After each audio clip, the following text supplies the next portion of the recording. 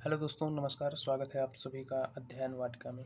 आज हम लोग विराम चिन्ह से रिलेटेड जितने भी क्वेश्चन आए हुए हैं, जितने भी क्वेश्चन बन सकते हैं, उनको डिस्कस करेंगे यहाँ पर एक साथ। विराम चिन्ह से जितने भी इम्पोर्टेंट क्वेश्चन बनेंगे उन सबको यहाँ पर डिस्कस करेंगे, ठीक है। तो आइए शुरू करते हैं पहले क्वेश्चन से। पहला क्वेश्चन है, निम्न में से अर्धविराम कौन सा है? निम्न में अर्धविराम कौन सा है? आपको सभी विराम चिन्ह को, विराम चिन्ह के जो साइन है उसको बहुत अच्छे से पढ़ के जाना है ताकि कोई भी कंफ्यूजन न रहे, ठीक है। इसमें अर्धविराम कौन सा होगा? कमेंट कीजिए, बताइए अर्धविराम कौन सा होगा इसमें। अर्धविराम होगा ये। अर्धविराम का प्रयोग कहाँ पर होता है? जहाँ अल्पविराम से अधिक समय और पूर्ण विराम से कम समय लगे, वहाँ पर अर्धविराम चिन्ह का प्रयोग किया जाता है, ठीक है। वाक्य में जहाँ पर अल्पविराम से अधिक, पूर्ण विराम से कम समय का ठहराव हो, वहाँ पर अर्धविराम चिन्ह का प्रयोग किया जाता है। अगला प्रश्न है, हंस पद विराम चिन्ह का प्रयोग होता है। हंस पद विराम चिन्ह को ऐसे लिखेंगे, सुविधा होती है ऐसे लिखने में। और लेकिन चिन्ह की अगर वर्तनी पूछेगा तो आप चिन्ह की वर्तनी ऐसे लिखेंगे, ठीक है। चिन्ह की ये शुद्ध वर्तनी है, ये अशुद्ध वर्तनी है, ठीक है। लेकिन आमतौर पर चिन्ह ऐसे लिख दिया जाता है, तो शुद्ध वर्तनी को आप ध्यान में रखेंगे, ठीक है। हंसपद विराम चिन्ह का प्रयोग होता है। हंसपद विराम चिन्ह का प्रयोग कहाँ होता है? हंसपद विराम चिन्ह का प्रयोग लिखने में अक्षर छूटने पर संकेत देने के लिए। 4 ऑप्शन दिया है। एक ऑप्शन है लिखने में अक्षर छूटने पर, लिखने में अक्षर छूटने पर संकेत देने के लिए, संकेत देने के लिए हंसपद का प्रयोग कहाँ पर होगा? लिखने में अगर कोई अक्षर छूट गया है तो उसका संकेत देने के लिए, ठीक है। जैसे हमने लिखा यहाँ पर, मान लीजिए यही हमने लिखा कि हंसपद विराम का प्रयोग, अगर यहाँ चिन्ह हटा दूं मैं तो चिन्ह शब्द तो छूट गया। अगर यह शब्द छूट गया तो इसको संकेत देने के लिए हंस पद का प्रयोग करेंगे और उसके बाद वह जो शब्द छूटा है उसको हम ऐसे करके लिख लेंगे, ठीक है। तो हंस पद का प्रयोग ऐसे होता है, ठीक है। आइए अगला क्वेश्चन देखते हैं। विराम चिन्ह से रिलेटेड जितने भी क्वेश्चन बन सकते हैं सबको इस वीडियो में डिस्कस करेंगे हम लोग, ठीक है। आइए अगला क्वेश्चन है कि संज्ञा की द्विरुक्ति हो, संज्ञा की द्विरुक्ति मतलब दोहरी युक्ति हो, द्विरुक्ति हो तो उनके बीच में दिख रहा है ना, तो उनके बीच में कौन सा विराम चिन्ह लगेगा, ठीक है। आपका ऑप्शन है कोष्ठक, आपके ऑप्शन है कोष्ठक, अर्धविराम, अल्पविराम, अल्पविराम नहीं है, अवतरण या फिर योजक। अवतरण या फिर योजक। संज्ञा की द्विरुक्त हो तो उनके बीच कौन सा चिन्ह लगेगा? उनके बीच कौन सा चिन्ह लगेगा? योजक चिन्ह लगेगा। उनके बीच कौन सा चिन्ह लगेगा? योजक चिन्ह लगेगा, ठीक है। ऑप्शन में अल्पविराम नहीं दिया गया है। एक चीज और होता है अल्पविराम से संबंधित, सेम क्वेश्चन अगर देखेंगे, अल्पविराम चिन्ह जो है, अगर संज्ञा एक ही जात की है, अगर संज्ञा एक ही जात की है, जैसे गणेश, रमेश और सुरेश, संज्ञा एक, घर गए, संज्ञा अगर एक ही जात की है और वहां पर और संयोजक अव्यय लगा हो या लगने की उम्मीद हो तो वहां पर अल्प विराम चिन्ह का प्रयोग करते हैं, वहां पर अल्प विराम चिन्ह का प्रयोग करते हैं, ठीक है। और यहाँ पर क्या है? संज्ञा की द्विरुक्ति हो तो उनके बीच में कौन सा विराम चिन्ह का प्रयोग करेंगे? तो वो ऑप्शन क्या होगा? योजक चिन्ह। योजक चिन्ह का प्रयोग कहाँ पर होता है? योजक चिन्ह का प्रयोग कहाँ पर होता है और कहाँ पर होता है? जैसे कोई विपरीतार्थी शब्द आ गए, ठीक है, जैसे विपरीतार्थी शब्द आ गए, जैसे दिन रात, दिन और रात, तो इसके मध्य भी योजक चिन्ह का प्रयोग होगा, ठीक है। जैसे एक सार्थक शब्द आ गया, एक निरर्थक शब्द आ गया, जैसे बोलते हैं पानी वानी, ठीक है, तो इसके मध्य भी योजक चिन्ह का प्रयोग होगा। योजक चिन्ह जो है वो निर्देशक चिन्ह से छोटा होता है, निर्देशक चिन्ह जो है योजक चिन्ह से थोड़ा बड़ा होता है, बाकी दोनों दिखते हैं एक ही तरीके से, ये योजक ये निर्देशक, निर्देशक बड़ा योजक छोटा, ठीक है ना, क्लियर हो रहा है। आइए देखते हैं अगला क्वेश्चन। अगला क्वेश्चन है अल्प विराम का चिन्ह कौन सा है? ये जितने भी क्वेश्चन आप देख रहे हैं यह किसी न किसी एग्जाम में पूछे गए हैं, यह किसी न किसी एग्जाम में पूछा गया है, अल्प विराम चिन्ह है, ठीक है। अल्प विराम चिन्ह का ऐसे संकेत दे दिया,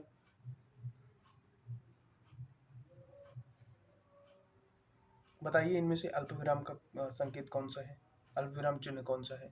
आपको अल्प विराम और अर्ध विराम में कंफ्यूज नहीं होना है, ये अर्ध विराम है, ये क्या है?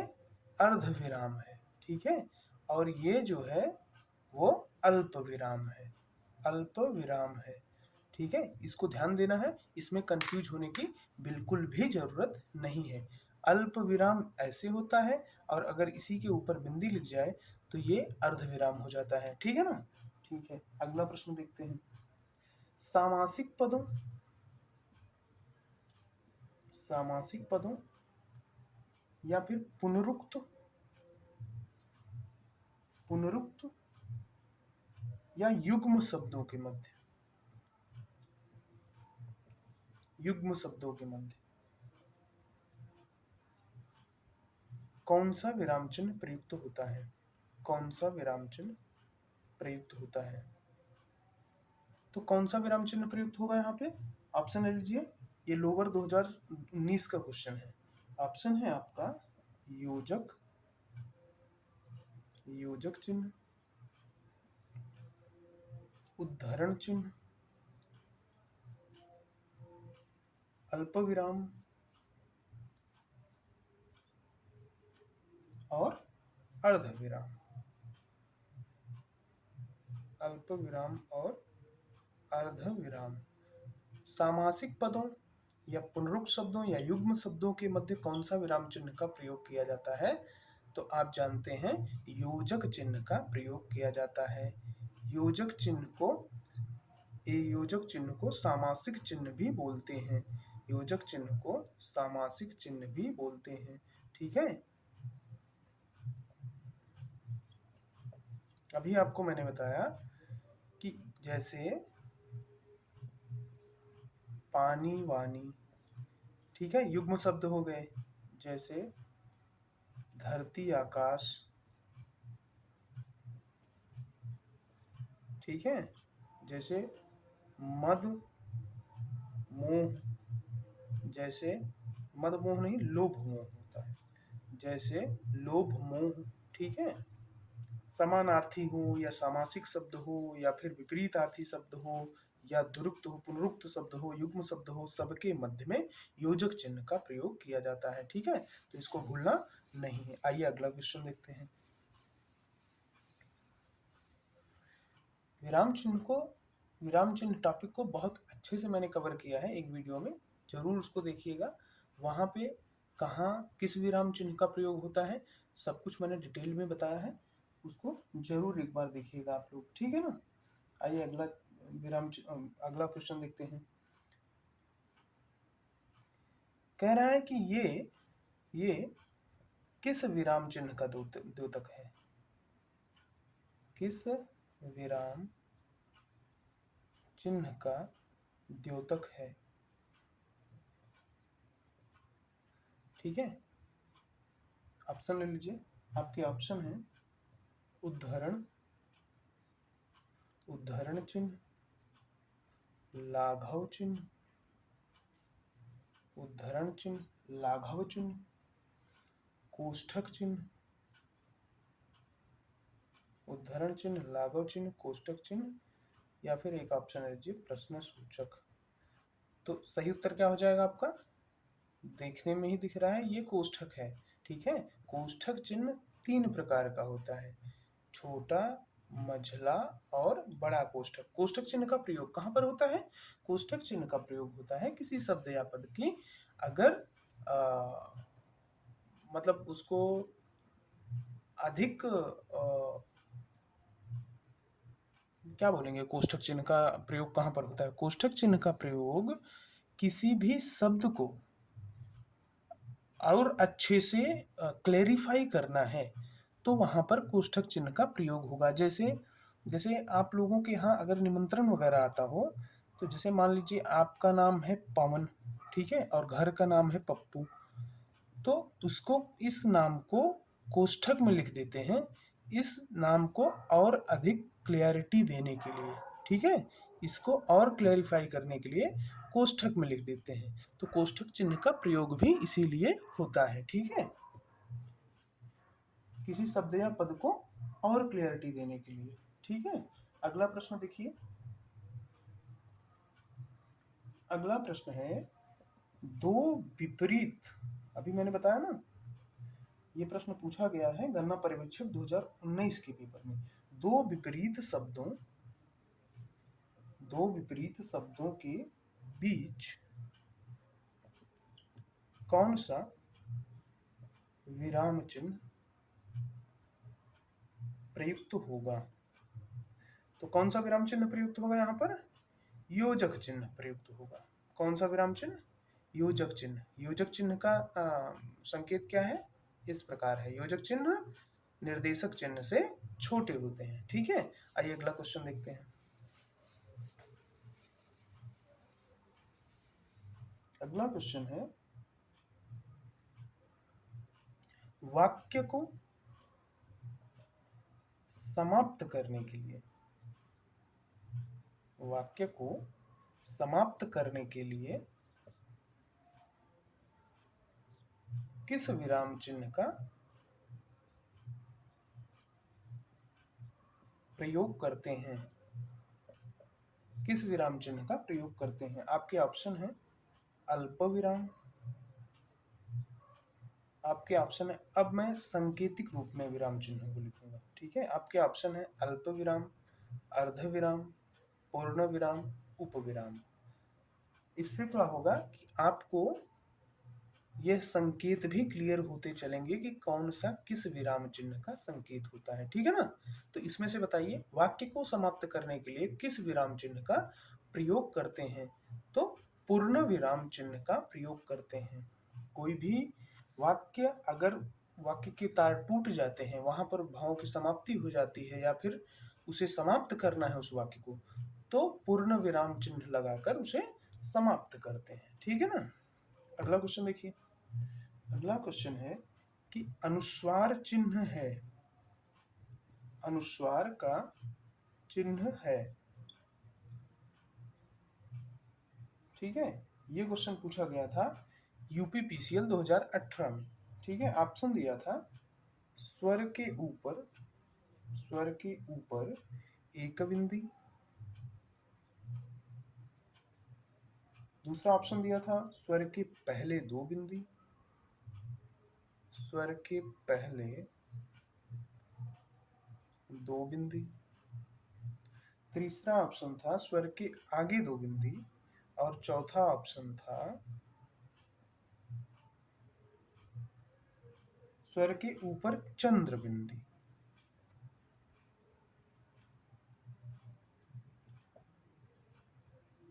चंद्र बिंदु, बताइए इसमें से कौन सा करेक्ट ऑप्शन होगा? अनुस्वार का चिन्ह है, अनुस्वार का चिन्ह क्या होता है? किसी भी स्वर के ऊपर एक बिंदी लग जाए तो यही एक बिंदी अनुस्वार कहलाती है। ठीक है, अयोगवाह जब आप वर्णमाला पढ़ेंगे, वर्णमाला चैप्टर देखिएगा, बहुत अच्छे से कवर किया हूँ। जब आप वर्णमाला में अयोगवाह पढ़ते हैं, वर्णमाला में जब आप अयोगवाह पढ़ते हैं, अयोगवाह व्यंजन में वर्ण में दो वर्ण आते हैं, एक होता है अनुस्वार, एक होता है विसर्ग। एक होता है अनुस्वार, एक होता है विसर्ग। स्वर के ऊपर एक बिंदी लगती है, अनुस्वार बनता है। स्वर के पीछे दो बिंदी लगती है तो विसर्ग बनता है। ठीक है, तो अनुस्वार और विसर्ग इस प्रकार से होते हैं। स्वर के ऊपर एक बिंदी अनुस्वार। ठीक है, अयोगवाह क्यों कहते हैं इसको? क्योंकि यह जो है इसका वहन ना तो स्वर करता है ना ही व्यंजन करता है। आवश्यकता पड़ने पर स्वर के साथ यह लग जाते हैं और आवश्यकता पड़ने पर व्यंजन के साथ लग जाते हैं। जिसको जैसी आवश्यकता होती है ये उसी के साथ लग जाते हैं। ठीक है, इसलिए इसको अयोगवाह कहते हैं। ठीक है ना, इसीलिए इसको अयोगवाह कहते हैं। ठीक है, अगला प्रश्न देखिए। अगला प्रश्न है निम्न में से उपविराम को पहचानिए। ऑप्शन है आपके ये या फिर ये। कौन सा करेक्ट ऑप्शन हो जाएगा आपका? उपविराम में हो जाएगा यह करेक्ट ऑप्शन। ठीक है, उपविराम भी विसर्ग के जैसा होता है। उपविराम भी विसर्ग के जैसा होता है। ठीक है, इस चिन्ह को क्या कहते हैं? उपविराम। इस चिन्ह को क्या कहते हैं? उपविराम। उपविराम का प्रयोग क्यों होता है, कहाँ होता है? उपविराम का प्रयोग सेपरेशन दर्शाने के लिए, अलगाव दर्शाने के लिए होता है। सेपरेशन, जैसे विज्ञान, वरदान या अभिशाप। तो विज्ञान शब्द में किसी शब्द या पद को सेपरेट दिखाने के लिए उपविराम चिन्ह का प्रयोग होता है। तो विज्ञान शब्द को अलग दिखाने के लिए यहाँ पर उपविराम चिन्ह का प्रयोग हुआ है। और एक जगह उपविराम चिन्ह का प्रयोग होता है, कहाँ पर होता है? उपविराम चिन्ह का जैसे कोई लिखित संवाद है। ठीक है, कोई लिखित संवाद है। मान लीजिए कोई ए पर्सन है, कोई बी पर्सन है, ये दोनों आपस में बात कर रहे हैं, तो इनका जो संवाद है, ए कुछ बोला तो यहाँ पर उपविराम, बी कुछ बोला तो यहाँ पर उपविराम, फिर ए कुछ बोला तो यहाँ पर, फिर बी कुछ बोला तो यहाँ पर उपविराम। ठीक है, तो लिखित संवादों में भी उपविराम चिन्ह का प्रयोग किया जाता है। ठीक है, उपविराम से संबंधित सारे कंसेप्ट क्लियर हुए? ठीक है, आइए अगला प्रश्न देखते हैं। अगला प्रश्न है, जहां पर वाक्य की गति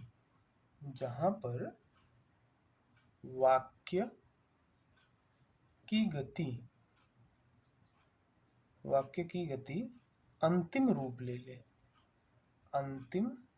यहाँ पर वाक्य की गति अंतिम रूप ले लेती है, वहां किस विराम चिन्ह का प्रयोग होता है?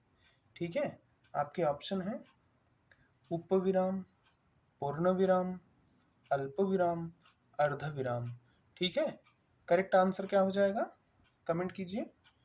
जहां पर वाक्य की गति अंतिम रूप ले लेती है, किस विराम चिन्ह का प्रयोग होता है? या फिर यूं कहें कि जहां पर वाक्य की गति या विचार के तार टूट जाते हैं, वहां पर किस विराम चिन्ह का प्रयोग होगा? तो वह होगा पूर्ण विराम चिन्ह का प्रयोग। पूर्ण विराम चिन्ह का प्रयोग किन दो वाक्यों में नहीं हो सकता है? एक प्रश्न यह भी है, पूर्ण विराम चिन्ह का प्रयोग किन दो वाक्यों में नहीं हो सकता है, किन दो वाक्यों के अंत में नहीं हो सकता है? तो वह है प्रश्नसूचक, प्रश्नसूचक वाक्य, प्रश्नसूचक और विस्मयादिबोधक। ठीक है ना, प्रश्नसूचक और विस्मयादिबोधक वाक्यों के उपरांत पूर्ण विराम चिन्ह का प्रयोग नहीं हो सकता है। बाकी सभी वाक्यों के अंत में पूर्ण विराम चिन्ह का प्रयोग हो सकता है। ठीक है, अगला प्रश्न है आपका, निम्नलिखित में से समानता सूचक चिन्ह है, समानता सूचक चिन्ह है, तो कौन सा हो जाएगा समानता सूचक? आपके ऑप्शन है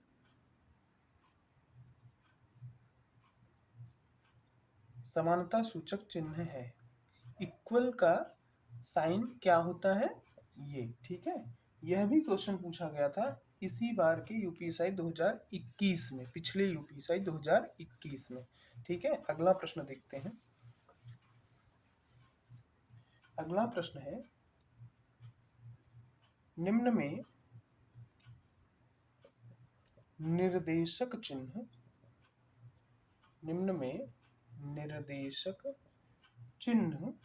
कौन सा है? कौन सा है? निम्न में निर्देशक चिन्ह कौन सा है? ठीक है, आपके ऑप्शन है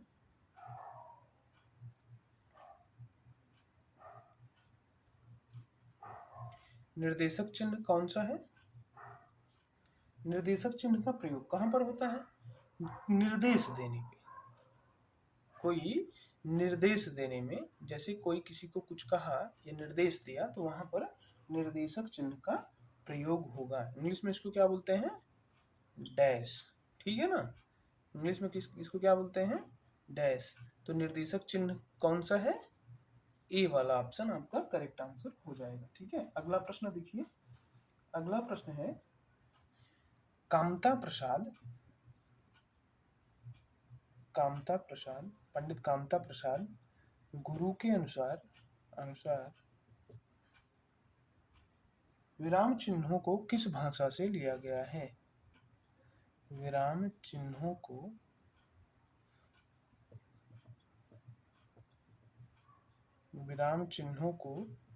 किस भाषा से लिया गया है? ऑप्शन है आपके फ्रेंच, अरबी, फारसी, अंग्रेजी। तो पंडित कामता प्रसाद गुरु जी के अनुसार विराम चिन्हों को किस भाषा से लिया गया है? विराम चिन्हों को अंग्रेजी भाषा से लिया गया है। मान लीजिए यहीं एक प्रश्न और बनता है कि पंडित कामता प्रसाद गुरु जी के अनुसार विराम चिन्हों की संख्या कितनी है? तो विराम चिन्हों की संख्या पंडित जी के अनुसार कितनी है? 20 है। ठीक है, विराम चिन्हों की संख्या 20 है। यहीं पर एक प्रश्न और बनता है कि वह कौन सा विराम चिन्ह है जो अंग्रेजी भाषा से नहीं लिया गया है? अंग्रेजी भाषा से नहीं लिया गया है। ठीक है, तो कौन सा विराम चिन्ह हो जाएगा? पूर्ण विराम चिन्ह। ठीक है, पूर्ण विराम चिन्ह। पूर्ण विराम का संकेत क्या होता है?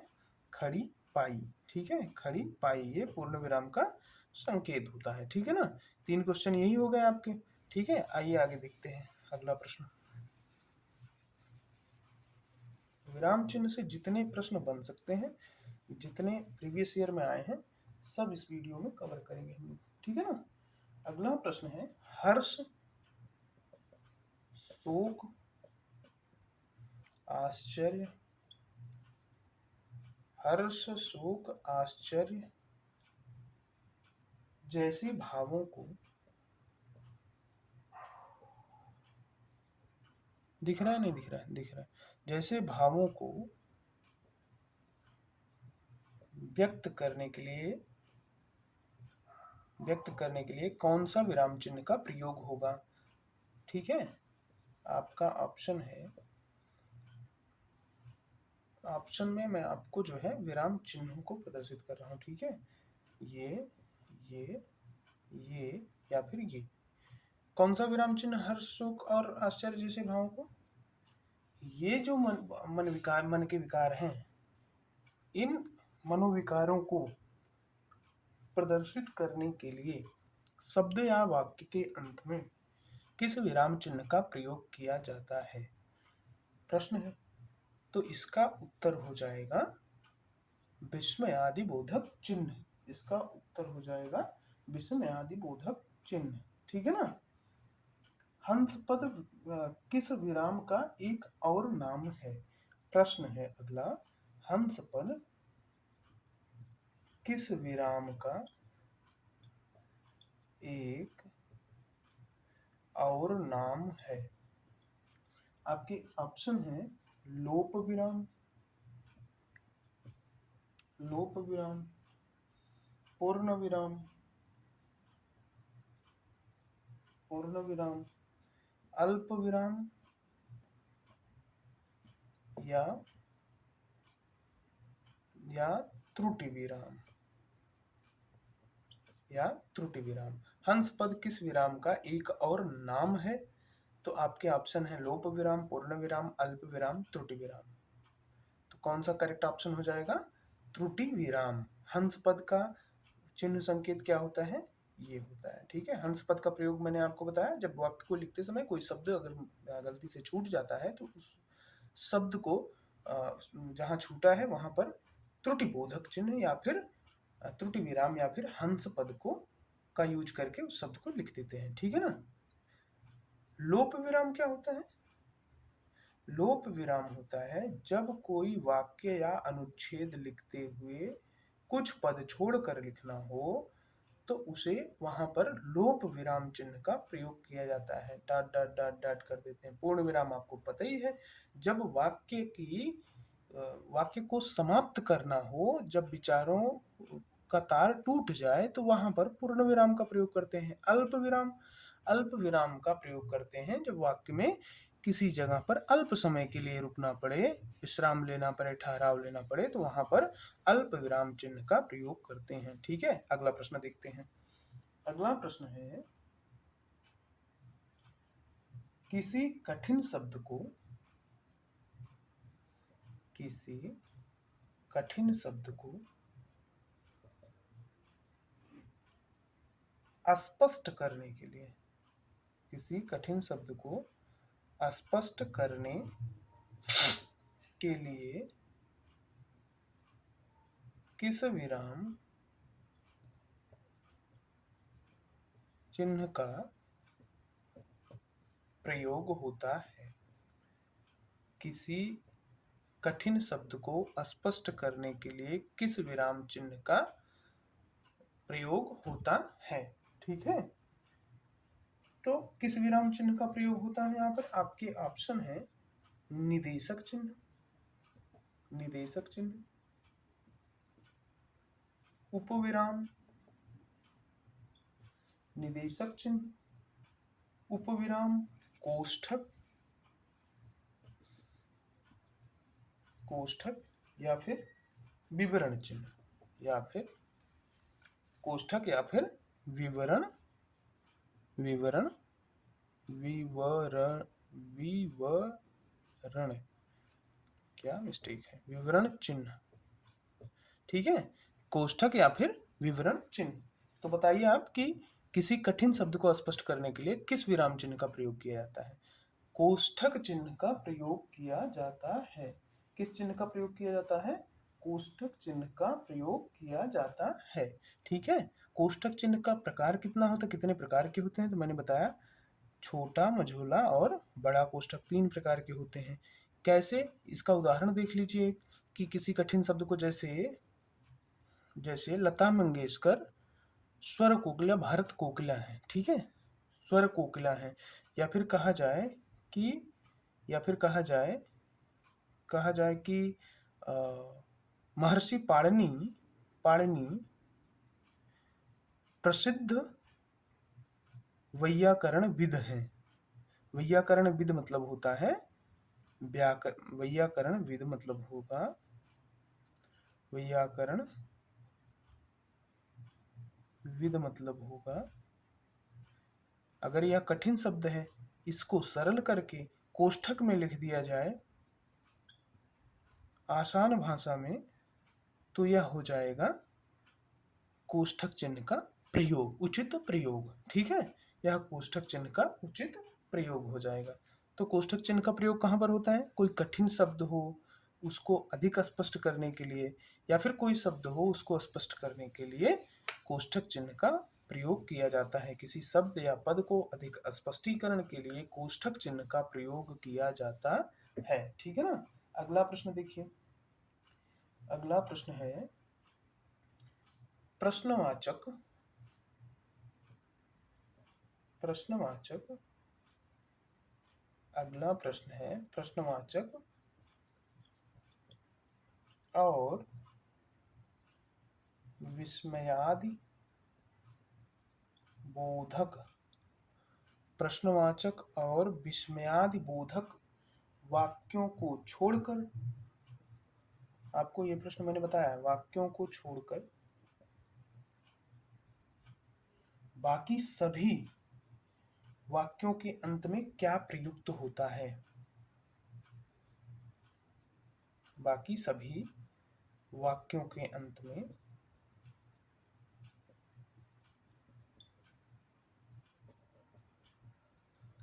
क्या प्रयुक्त होता है? तो क्या प्रयुक्त होता है? प्रश्नवाचक और विस्मयादि बोधक जो वाक्य हैं इनको छोड़ करके बाकी सभी वाक्यों के अंत में पूर्ण विराम का प्रयोग किया जाता है। इन दो वाक्यों के अंत में पूर्ण विराम चिन्ह का प्रयोग नहीं होता है। ठीक है। इन विराम चिन्हों इन वाक्यों को छोड़ करके बाकी सभी वाक्यों में पूर्ण विराम चिन्ह का प्रयोग होता है। ठीक है ना। अगला प्रश्न देखिए। अगला प्रश्न है आपने क्या कहा, आपने क्या कहा सो मैंने नहीं सुना।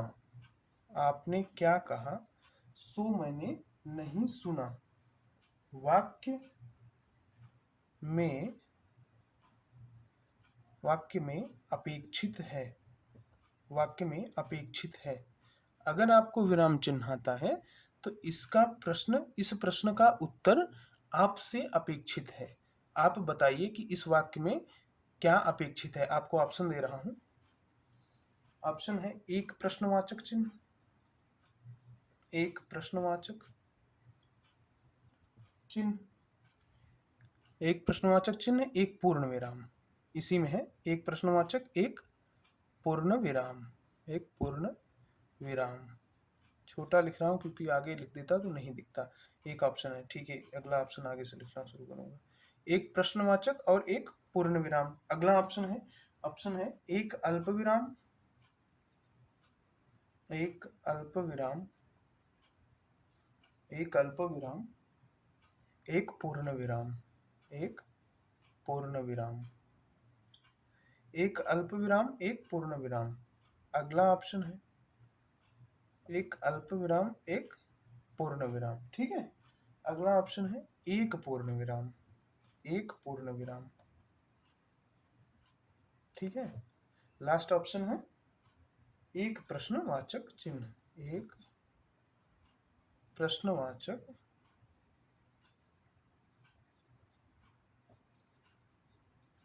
चिन्ह। ठीक है ना। एक प्रश्नवाचक चिन्ह। ठीक है। एक प्रश्नवाचक चिन्ह।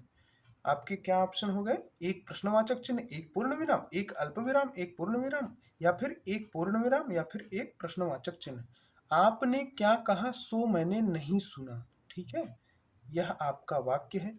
इस वाक्य में क्या अपेक्षित है? इस वाक्य में क्या अपेक्षित है? इसका उत्तर बताइए। आप लोग बताइए इसका उत्तर क्या होगा। आपने क्या कहा सो मैंने नहीं सुना। ठीक है। आपके ऑप्शन देख लीजिए। आपके ऑप्शन दिख रहा है कि नहीं दिख रहा है? पहला ऑप्शन है एक प्रश्नवाचक चिन्ह, एक पूर्ण विराम। दूसरा ऑप्शन है एक अल्प विराम, एक पूर्ण विराम। ठीक है। इसको बताइए आप लोग कि इसमें कौन सा करेक्ट ऑप्शन हो जाएगा। ठीक है। यह पीजीटी का क्वेश्चन है 2021 का। ठीक है। यह पीजीटी का क्वेश्चन है 2021 का। मैं इसको लिख दे रहा हूं, इसको अच्छे से क्लियर कर दे रहा हूं कि इसमें क्या लगेगा। आपने, यहां से लिखना शुरू करता हूं। आपने क्या कहा, आपने क्या कहा सो मैंने नहीं सुना। ये आपका वाक्य है। ये आपके चार ऑप्शन हैं कि इसमें क्या अपेक्षित है। एक प्रश्नवाचक, एक पूर्ण विराम, या एक अल्पविराम, एक पूर्ण विराम, या एक पूर्ण विराम एक प्रश्नवाचक चिन्ह। ठीक है, ये चारों ऑप्शन है आपके। इसमें जो लगेगा ये बी वाला ऑप्शन आपका करेक्ट होगा। एक अल्प विराम, एक अल्प विराम और एक पूर्ण विराम। एक अल्प विराम, एक पूर्ण विराम। ठीक है ना, एक अल्प विराम, एक पूर्ण विराम। ठीक है, क्यों? क्योंकि क्यों एक अल्प विराम एक पूर्ण विराम लगेगा? जबकि यहां पर तो क्या शब्द का प्रयोग हुआ है, यानी कि प्रश्नवाचक शब्द का प्रयोग हुआ है। फिर भी आपने अल्प विराम क्यों लगाया? प्रश्नवाचक शब्द क्यों नहीं लगाया? प्रश्नसूचक शब्द क्यों नहीं लगाया? यहाँ पे प्रश्नसूचक चिन्ह क्यों नहीं लगाया आपने? वो इसलिए नहीं लगाया क्योंकि क्योंकि ये जो अव्यय है सो, इसके पहले जो है, इस क्या की जगह पर हम लिखेंगे जो।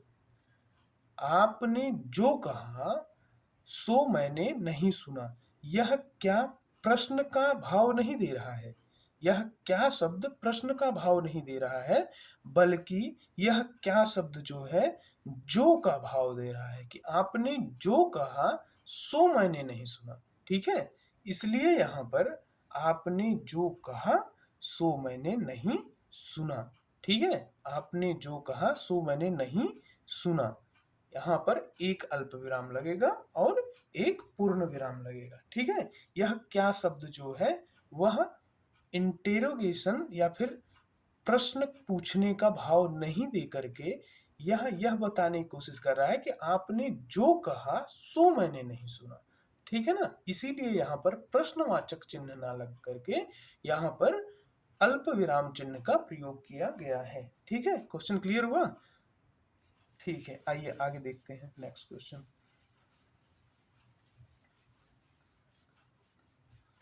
अगला प्रश्न है कि इनमें से किस वाक्य में उचित विराम का प्रयोग हुआ है। ठीक है, किस वाक्य में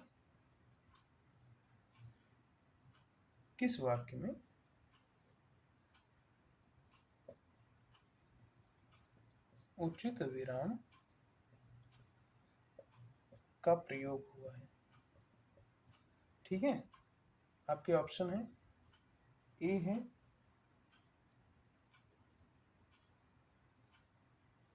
M A, BEd, B option है M A BEd, B option है M A BEd, C option है एम ए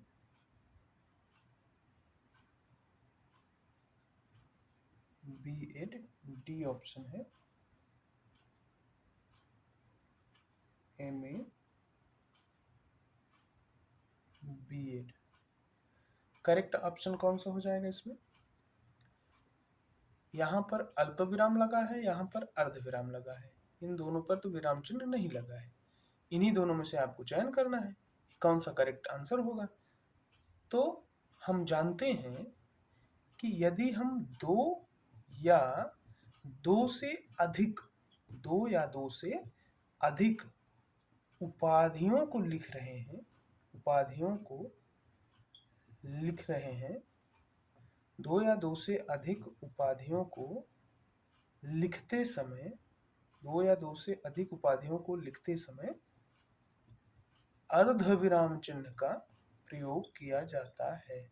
अर्धविराम चिन्ह का संकेत ये होता है। ठीक है, तो ये क्वेश्चन क्लियर हो गया। यहाँ क्या प्रयुक्त होगा? अर्धविराम चिन्ह। ठीक है, सी वाला ऑप्शन आपका करेक्ट ऑप्शन हो जाएगा। ठीक है ना, आइए अगला प्रश्न देखते हैं। अगला प्रश्न है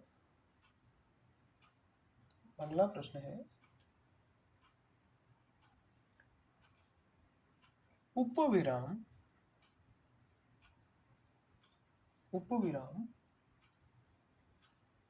ये तो क्वेश्चन हो गया था, उप विराम का चिन्ह जो है ये हो गया था ना, यूपीएसआई 2021 का क्वेश्चन था। ठीक है, अगला प्रश्न देखिए, आना जाना, आना जाना में अपेक्षित अपेक्षित विराम चिन्ह है। आना जाना में अपेक्षित विराम चिन्ह है। आना जाना में अपेक्षित विराम चिन्ह है। आप ऑप्शन ले लीजिए, ऑप्शन लीजिए, योजक, अल्पविराम, अर्धविराम, या फिर एक और ऑप्शन ले लीजिए, उपविराम। ठीक है, करेक्ट ऑप्शन क्या हो जाएगा? आना जाना में अपेक्षित विराम चिन्ह है। मैंने आपको बताया था, अगर दो विपरीतार्थक अगर दो विपरीतार्थक शब्द या समानार्थी शब्दों की द्विरुक्ति होती है, ठीक है, या फिर एक सार्थक शब्द और एक निरर्थक शब्द, एक सार्थक शब्द और एक निरर्थक शब्द का प्रयोग होता है, तो उन दोनों शब्दों के मध्य में दो विपरीतार्थी, जैसे आना जाना, आना जाना, धरती आकाश, धरती आकाश, ठीक है, लाभ हानि, ठीक है, लाभ हानि, तो इन दो विपरीतार्थी शब्दों के बीच में योजक चिन्ह का प्रयोग होगा। ठीक है, समानार्थी में भी योजक चिन्ह का प्रयोग होता है। समानार्थी शब्दों में भी योजक चिन्ह का प्रयोग होता है। समानार्थी शब्दों की अगर द्विरुक्ति होती है तो भी योजक चिन्ह का प्रयोग होता है। सार्थक और निरर्थक शब्दों में भी योजक चिन्ह का प्रयोग होता है। ठीक है, सार्थक शब्द या निरर्थक शब्द कौन कौन से? जैसे पानी हो गया, वानी, ठीक है, जैसे पानी वानी, जैसे एक और है पैसा वैसा, ठीक है, पैसा वैसा, ये दोनों तो सार्थक है, लेकिन ये दोनों जो है वो निरर्थक शब्द हैं। ठीक है, समानार्थी में कैसे? समानार्थी जैसे हो गया रुपया पैसा, रुपया पैसा, समानार्थी जैसे हो गया रुपया पैसा, इन दोनों के बीच में योजक चिन्ह का प्रयोग होगा। तो इसका करेक्ट ऑप्शन क्या हो जाएगा? ए ऑप्शन हो जाएगा। ठीक है, तो योजक चिन्ह से सारे डाउट क्लियर हुए। अगला प्रश्न है, अगला प्रश्न है कि अल्प विराम, अगला प्रश्न है अल्प विराम का प्रयोग, अल्प विराम का प्रयोग इनमें से कहाँ किया जाता है?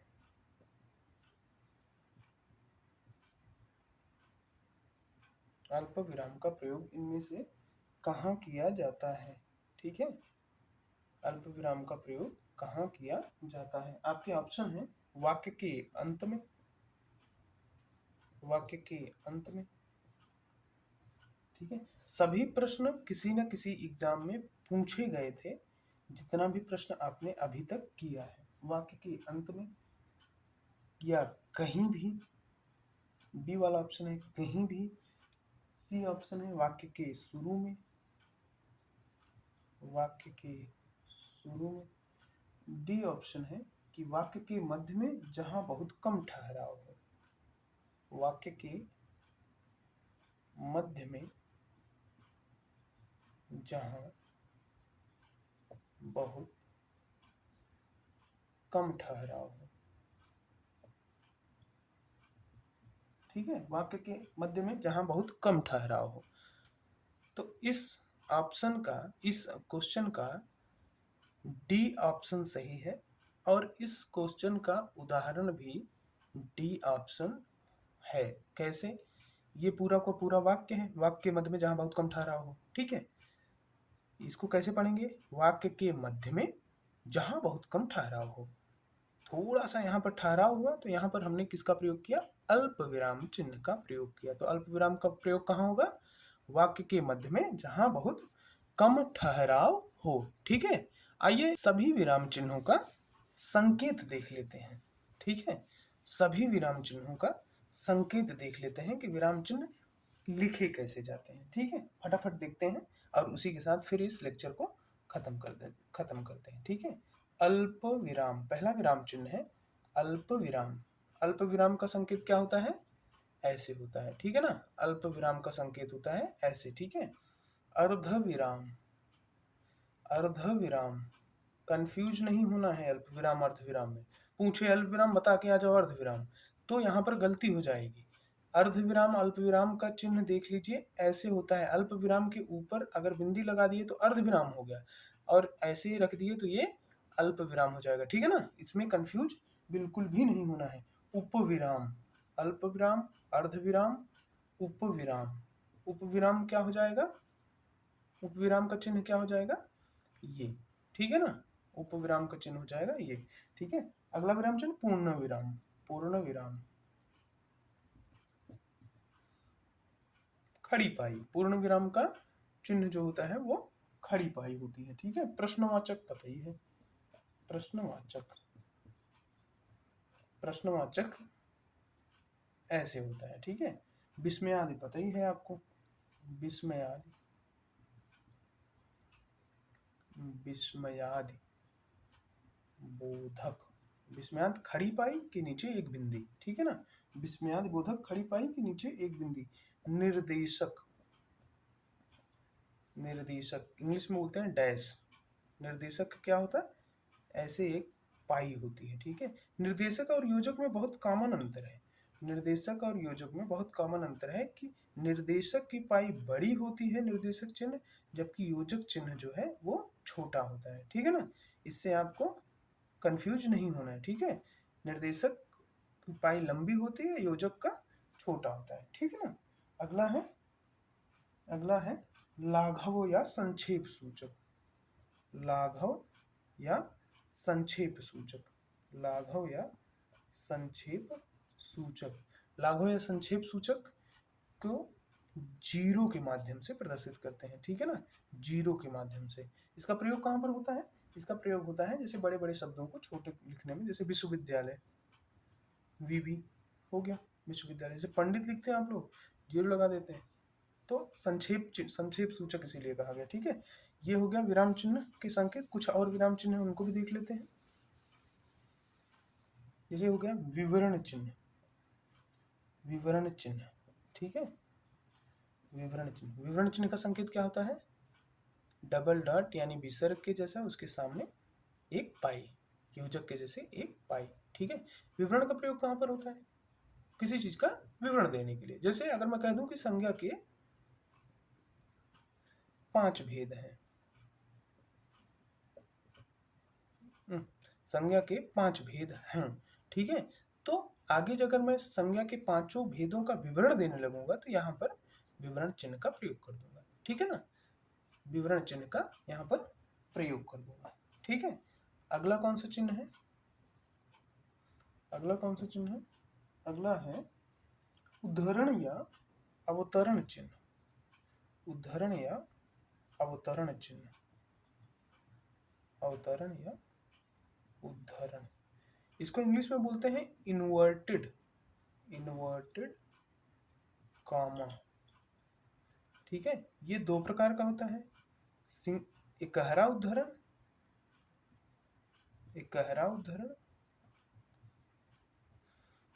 दोहरा उद्धरण, दोहरा उद्धरण, यानी सिंगल इन्वर्टेड कामा और डबल इन्वर्टेड कामा।